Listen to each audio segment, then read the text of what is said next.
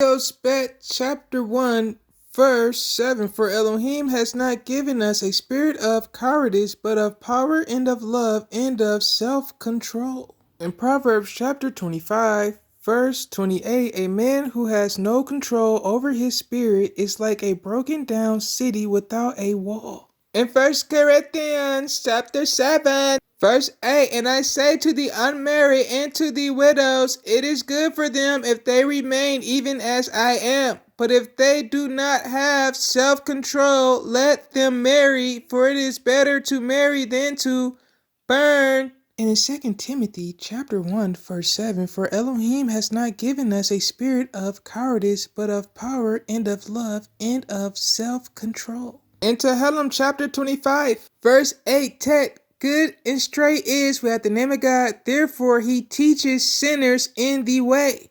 Yod, he guides the meek ones in right ruling, and he teaches the meek ones his way. In Isaiah chapter 45 verse 7, forming light and creating darkness, making peace and creating evil, I, we have the name of God, do all these. In 2 Timothy chapter 3 verse 6, for among them are those who creep into households and captivate silly women loaded down with sins, led away by various lusts, always learning and never able to come to the knowledge of the truth. In Revelation chapter 12 verse 9, and the great dragon was thrown out, that serpent of old, called the devil and Satan, who leads all the world astray.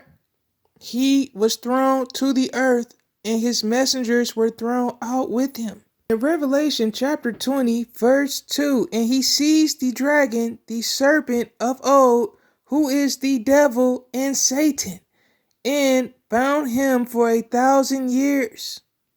And he threw him into the pit of the deep, and shut him up, and set a seal on him, so that he should lead the nations no more astray until the 1,000 years were ended, and after that he has to be released for a little while.